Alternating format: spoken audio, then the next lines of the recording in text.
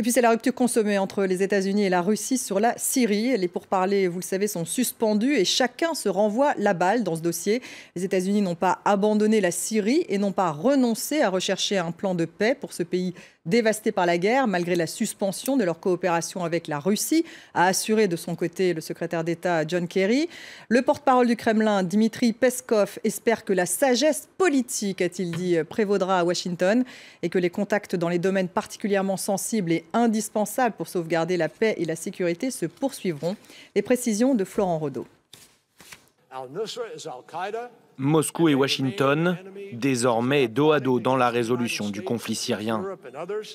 Depuis l'annonce ce lundi de la suspension de la coopération russo-américaine, la possibilité de parvenir prochainement à un accord de paix en Syrie s'éloigne un peu plus. Malgré ce nouvel accroc diplomatique, le secrétaire d'État américain John Kerry, en déplacement à Bruxelles, assure que rien n'altérera sa détermination. Je veux être très clair. Nous ne laissons pas tomber le peuple syrien. Nous n'abandonnerons pas la recherche de la paix. Nous n'allons pas déserter les négociations. Nous allons continuer à chercher à avancer pour mettre fin à cette guerre. Au lendemain de la destruction totale du plus grand hôpital du secteur rebelle d'Alep dans un bombardement aérien, Washington accuse Moscou de laisser tomber la diplomatie au profit de la victoire militaire. Allié du régime syrien, le Kremlin rejette lui toute responsabilité dans l'échec des négociations.